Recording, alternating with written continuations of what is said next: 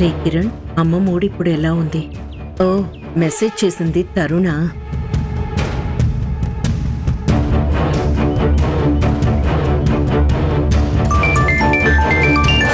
ఇదేంటి అమ్మ ఫోన్ చేస్తుంది? హలో అమ్మా. తరుణ్, నువ్వు ఇంకా స్టేషన్కి వెళ్ళలేదా? ఇప్పుడే బయలుదేరుతున్నానమ్మా. గుడ్. నీ డ్యూటీ నువ్వు చేసుకో, మమ్మల్ని మా పని చేసుకోనివ్వు. అనవసరమైన విషయాల గురించి మెసేజ్లు చేస్తూ ఇక్కడ మా పని చెడగొట్టకు.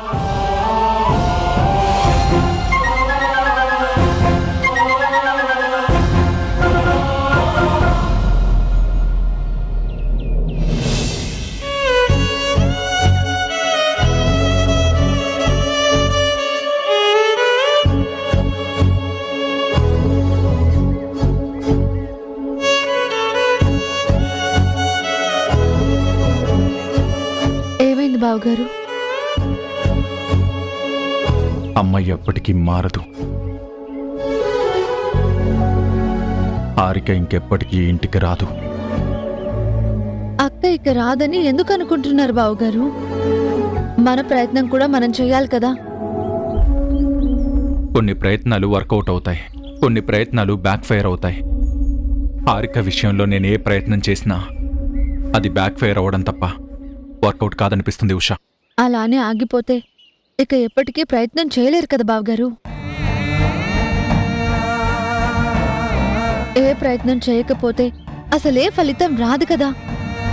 అవును ఉషా, ఏదో ఒక ప్రయత్నం చేస్తే ఏదో ఒక ఫలితం వస్తుంది. కానీ కొన్ని విషయాల్లో మాత్రం ఆ వచ్చే ఫలితం చెడు అనుభవాన్ని మిగులుస్తుంది.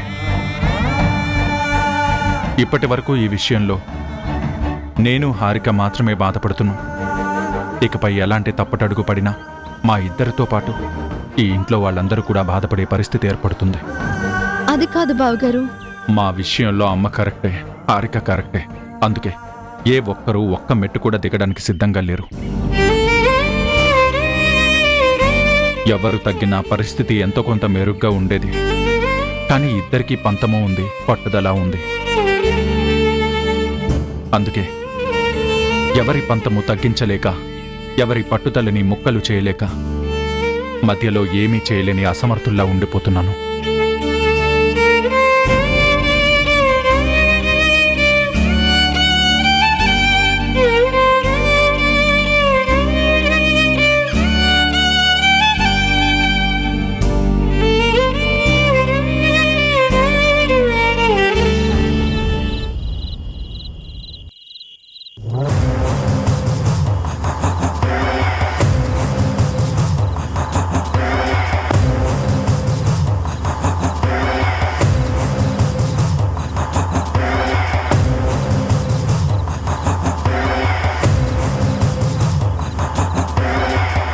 నిషా, నిషా, నిషా, వాట్ హ్యాపెండ్? అసలు ఏం చేస్తున్నావు నువ్వు? నా జీవితంలో నాకు నచ్చని డేట్ మీద పగ తీర్చుకుంటున్నాను మామ్. నీకు నచ్చని డేటా? అవును మామ్, కిరణ్ కి ఉషకి పెళ్ళైన డేట్, నా జీవితాన్ని తలకిందులు చేసిన డేట్, నేను కన్న కలల్ని కూల్ చేసిన date. Nisha, what is this? ఇంకా ఆ డేట్ ని గుర్తు చేసుకుంటూ ఆ మనిషిని కలవరిస్తూ ఇలా నువ్వు టైం వేస్ట్ చేసుకోవడం నాకు నచ్చడం లేదు. ఒక్కసారి కాలం వెనక్కి తిరిగి నా ఎంగేజ్మెంట్ రోజుకి వెళితే ఉషా కిరణ్ ల పెళ్లి ఆపేసి ఆ ముందు రోజే కిరణ్ ని నేను పెళ్లి చేసుకునేదాన్ని మామ్. కానీ అవకాశం లేదు. అందుకే ఏం చెయ్యాలో తెలియక కిరణ్ కి ఉషకి పెళ్ళైన డేట్ మీద పగ తెచ్చుకుంటున్నాను మామ్. చూడు నిషా, దేని మీదైనా మనం ఆశపడొచ్చు, ఏదైనా మనకు కావాలని కోరుకోవచ్చు. కానీ అవి దక్కకపోతే కుమిలిపోయేటంత కోరిక కూడా పెంచుకోవద్దే. మామ్, నేను కోరుకున్నది వస్తువుని కాదు, మనిషిని. జీవితాంతం కలిసి బ్రతకాలనుకున్న మనిషిని ఎలా వదిలేయాలి? నీలాంటి అమ్మాయిని భార్యగా చేసుకునేంత అదృష్టం ఆ కిరణ్ కి లేదు. కోడలుగా పొందే అదృష్టం ఆ కిరణ్మయి కుటుంబానికి లేదు. నిన్ను కోల్పోయినందుకు వాళ్ళు బాధపడాలి, అంతేకాని అతను దక్కలేదని నువ్వు బాధపడతావేంటి నిషా? మామ్, నా గురించి నీకు తెలుసు. నేను ఏది కావాలనుకుంటే దాన్ని సాధించే వరకు వదిలిపెట్టను. దేని మీదైనా ఆశపడితే దాన్ని సొంతం చేసుకునేదాకా నిద్రపోను.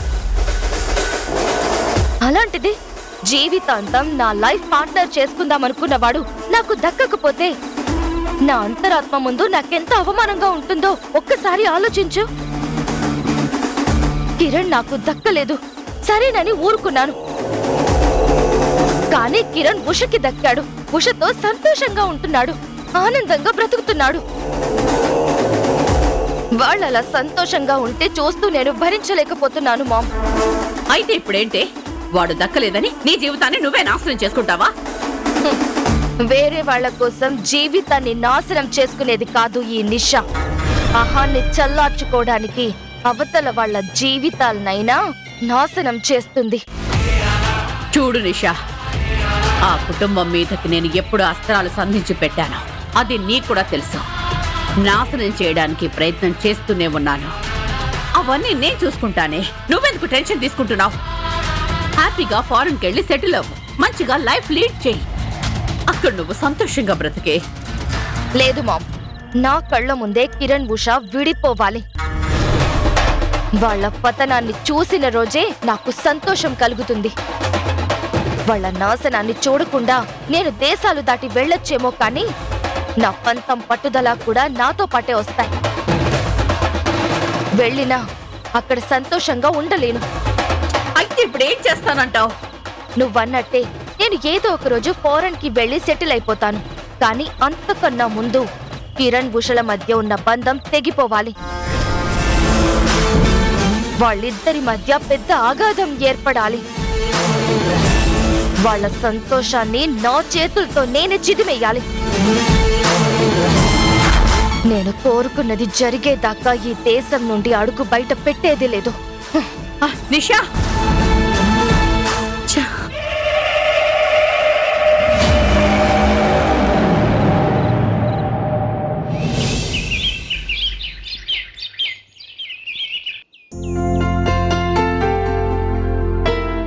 దుర్గా, దుర్గా. దుర్గా ఇంట్లో లేదత్తయ్య గారు. పండు, పండు. పండు కూడా కూరగాయల కోసం బయటికి వెళ్ళింది. వీళ్ళకి సమయానికి జీతాలు తీసుకోవడం తెలుసు కానీ సమయానికి అందుబాటులో ఉండడం మాత్రం తెలీదు. ఏం పని వాళ్ళు ఏంటో. ఏమైనా పనుందా అత్తయ్య గారు? ఏ ఉంటే నువ్వు చేస్తావా? తప్పే ఉంది అత్తయ్య గారు, చెప్పండి చేస్తాను. ఆ పని ఇంట్లో పని మనుషులు చేసే పని. పని మనుషులు చేసే పనైనా మన పనే కదా అత్తయ్య గారు. మన పని మనం చేసుకోవడంలో తప్పే ఉంది. మీ మిడిల్ క్లాస్ ఫ్యామిలీలో ప్రతి పని నాదే అనుకుని చేస్తారు. ప్రతి దాంట్లోనూ కాళ్ళు వెళ్ళు పెట్టడం మీరు అలవాటు చేసుకుంటారు. కానీ ఇక్కడ అలా కాదు, ఎవరి పని వాళ్లే చేయాలి. ఒకరి పని ఇంకొకరు చేయాలని నేను అనడం లేదు అత్తయ్య గారు. కానీ చేసే పనిని మనది అనుకుంటే ఎలాంటి అహాలు అడ్డుగీతలు మనల్ని ఆపలేవు అత్తయ్య గారు. అయినా మీ పని చేసి పెట్టడానికి పని వాళ్ళెందుకు? మీ కోడలిగా నేను కూడా చేయగలను. మా ఇంట్లో ఉంటే నా తల్లిదండ్రులకి నేను చేసుకోనా? అలాగే నా అత్తమామలకు కూడా చేసుకుంటాను. పర్వాలేదు చెప్పండి. ఈ చీరలు ఐరన్ చేయాలి. అంతే కదా, ఆ మాత్రం దానికి పనివాళ్ళు వచ్చే వరకు ఎదురు చూడడం ఎందుకు? నేను ఐరన్ చేసేస్తానులేండి. ఒక్క నిమిషం. ఏంటత్తయ్య గారు? మీ మధ్య తరగతి వాళ్ళు ఎప్పుడూ చూడనంత ఖరీదైన చీరలవి, కాస్త జాగ్రత్త. మా మిడిల్ క్లాస్ కుటుంబాలు ఇంత ఖరీదైన చీరలు చూసుండకపోవచ్చు, ఒప్పుకుంటాను. కానీ డబ్బున్న వాళ్ళంతా అజాగ్రత్తగా కూడా ఉండరు. మిడిల్ క్లాస్ వాళ్ళు చాలా జాగ్రత్త పరులు, ఎంతో ముందు చూపున్న వాళ్ళు. తప్పు చేయడానికి, తప్పటడుగు వేయడానికి చాలా భయపడతారు. భయపడకండి, చీరల విషయంలో నా వల్ల ఎలాంటి పొరపాటు జరగదు.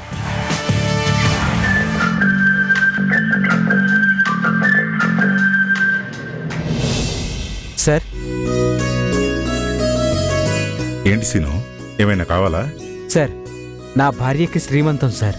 సారీ తీసుకుని వెళ్ళాలి. ఒక 2 రోజులు సెలవు కావాలి సార్.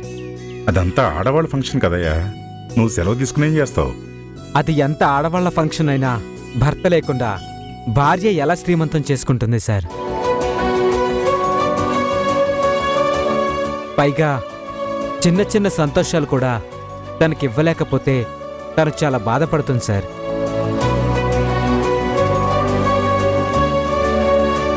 నువ్వు చెప్పింది కూడా నిజమే, వెళ్ళరా. Okay sir. Sinu, sir function అంటున్నావు కదా, డబ్బులేమైనా కావాలా? వద్దు సార్, థ్యాంక్ యూ సార్. మొన్ననే జీతం పడింది, పర్వాలేదు సార్. ఏవైనా అవసరమైతే ఫోన్ చేయి, డబ్బులు పంపిస్తాను. మొహం పడకు. అలాగే సార్, వస్తాను సార్.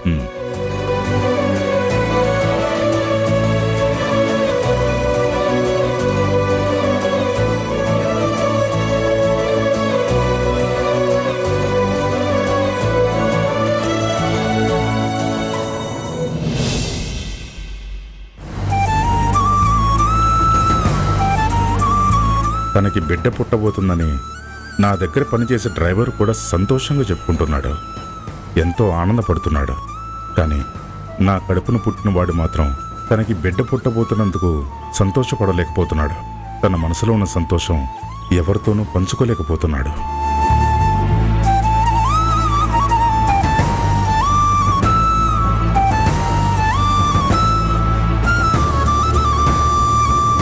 తరుణ్, నానా, ఏంట్రా ఇందాక నుంచి దీర్ఘంగా ఆలోచిస్తున్నావు? నీకు పుట్టబోయే బిడ్డ గురించా,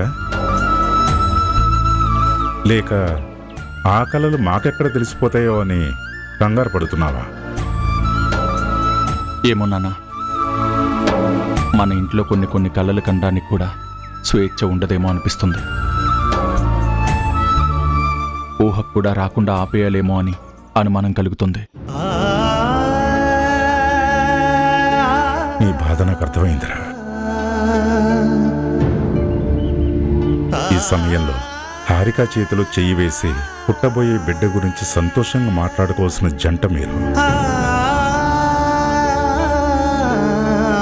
కానీ తూర్పుకొకరు పడమరకొకరు ఎలాంటి ఆనందాన్ని అనుభవించలేకపోతున్నారు. ఏదైనా సరే మన జీవితంలో రాసి పెట్టుండాలేమో నాన్న. అన్ని విషయాల్లోనూ అలా అవ్వదరా. కొన్ని విషయాలు మన చేతుల్లోనే ఉంటాయి. నేను ఒక మాట చెబుతాను, వింటావా?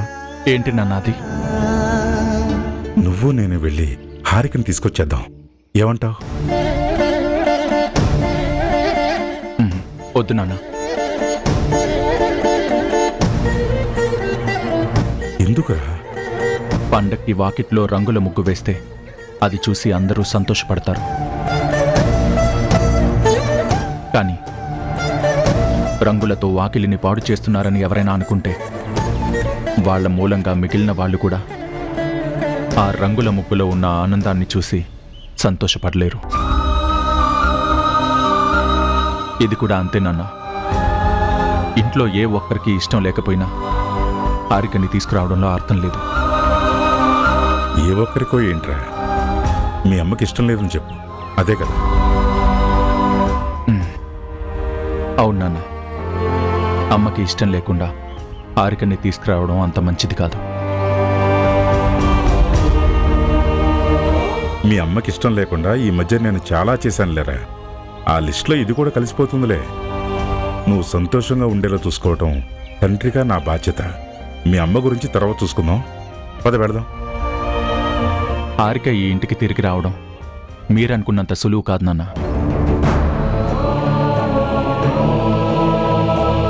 హారిక అమ్మకి క్షమాపణ చెప్తేనే కానీ ఈ ఇంట్లోకి అడుగు పెట్టలేదు.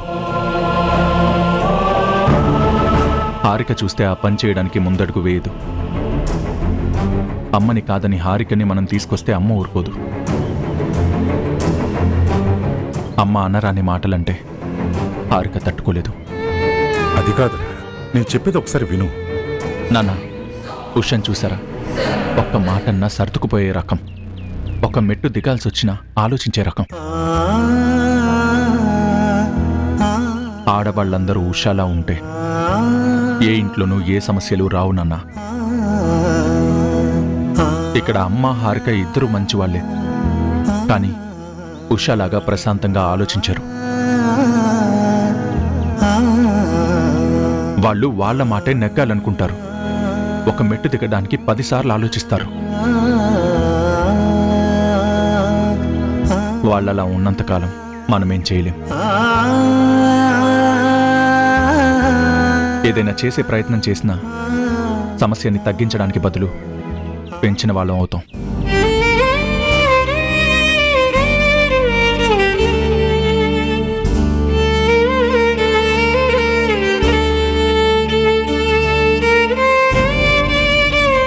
తరుణ్ బావ గారిని చూస్తే బాధగా ఉంది. ఎలా అయినా సరే హారికక్కని ఇంటికి తీసుకొచ్చి వీళ్ళిద్దరిని కలపాలి.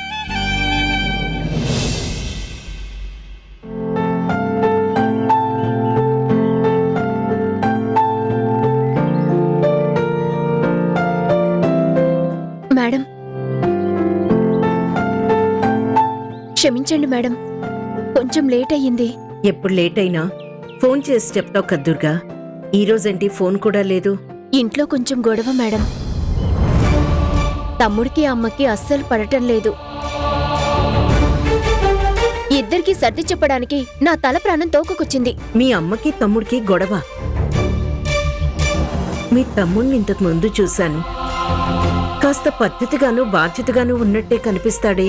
ఇంతకుముందు అలాగే ఉండేవాడు, కానీ పెళ్ళైనప్పటి నుంచి వాడి పద్ధతే మారిపోయింది. భార్య వచ్చాక అమ్మని నిర్లక్ష్యం చేస్తున్నాడు.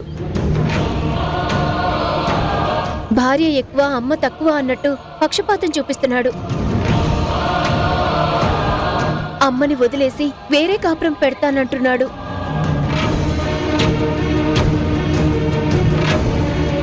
మరి నువ్వేమన్నావు?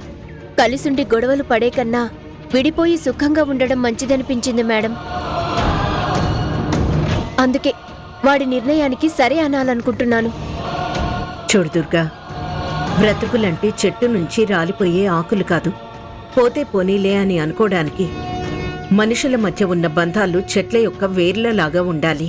బంధాలనే వేర్లు బలంగా ఉన్నప్పుడే చెట్టు కొమ్మలనే బ్రతుకులు కూడా భద్రంగా ఉంటాయి. పుట్టినప్పటి నుంచి ఇప్పటి వరకు కొడుకు మీద మీ అమ్మ ఎన్ని ఆశలు పెట్టుకుని ఉంటుంది, ఎంత ప్రేమ పెంచుకుని ఉంటుంది. ఇప్పుడు హఠాత్తుగా ఆ ప్రేమని తెంచేసి ఆ ఆశలు తుంచేసి వెళ్ళిపోవడం అంటే అర్థమేంటి? బంధాలను విడగొడతాము, బ్రతుకుల్ని ముక్కలు చేసుకుంటాము అనుకుంటూ మీ అమ్మ చేత కన్నీరు పెట్టించకండి. అర్థమైందా? కావాలంటే మీ తమ్ముడితో నేను మాట్లాడతాను. పర్వాలేదు మేడం, వాడితో ఏదో విధంగా నేనే మాట్లాడి ఒప్పిస్తాను.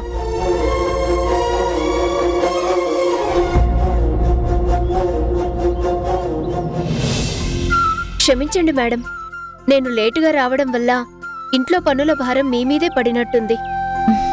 పర్లేదు దుర్గా,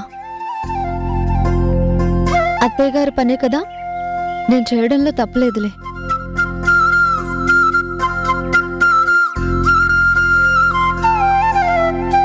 దుర్గా, ఇక నువ్వు వెళ్ళి నీ పని చూసుకో. అలాగే మేడం.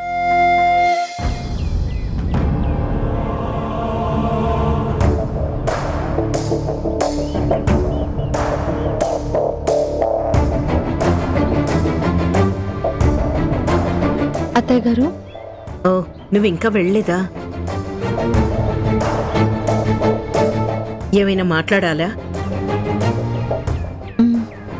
అవునత్తయ్య గారు. దేని గురించి? ఒక సందేహం ఉంది, దానికి సమాధానం చెప్తారేమోనని. ఏంటా సందేహం? కడుపున పుట్టిన బిడ్డ వేరే వెళ్ళిపోతే ఆ తల్లి గుండె పగిలేలా ఏడుస్తుంది. బిడ్డతో కలకాలం కలిసి గడపాలనుకున్న తల్లి హఠాత్తుగా దూరం అయిపోయిన కొడుకును గుర్తు చేసుకుంటూ అనుక్షణం కన్నీళ్లు పెడుతుంది. అందుకేగా ఆ తల్లి కొడుకులు విడిపోకూడదని చెప్పారు మీరు. మరి 3 ముళ్ళు వేసిన భర్తతోనే తన జీవితం అనుకున్న ఒక ఆడది తన భర్త పక్కన లేకపోతే ఎంత బాధపడుతుంది?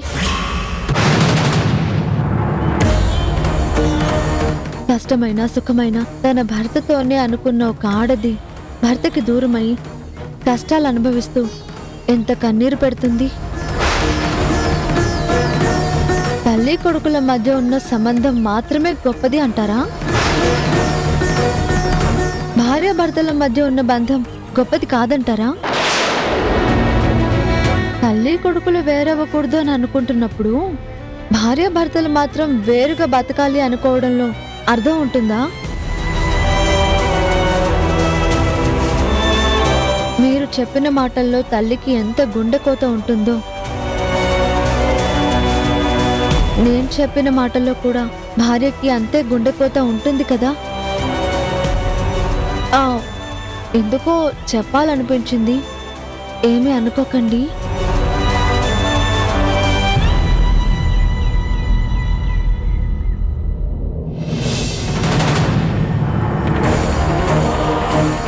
ఎవరిని ఉద్దేశించి ఉష నాతో ఈ మాట చెప్పింది?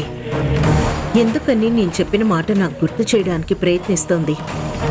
నేను తప్పు చేశానని నిరూపించే ప్రయత్నం చేస్తోంది. ఎదిరించినట్టు మాట్లాడలేదు, కానీ ఇండైరెక్ట్గా నాకు చురక అంటుకునేలా మాట్లాడింది. దీనితో కొంచెం జాగ్రత్తగా డీల్ చేయాలి.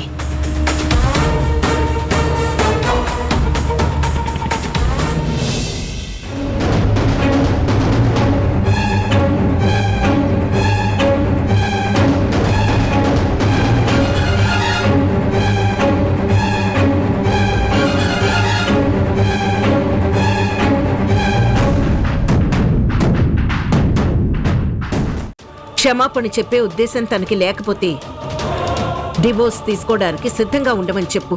సిద్ధంగా ఉండమని చెప్పు. సిద్ధంగా ఉండమని చెప్పు. సిద్ధంగా ఉండమని చెప్పు. అమ్మా, ఈ సమస్యకి ఇది పరిష్కారం కాదనిపిస్తుంది. నాకు మాత్రం ఇదే పరిష్కారం అనిపిస్తోంది. పరిష్కారం అనిపిస్తోంది. పరిష్కారం అనిపిస్తోంది.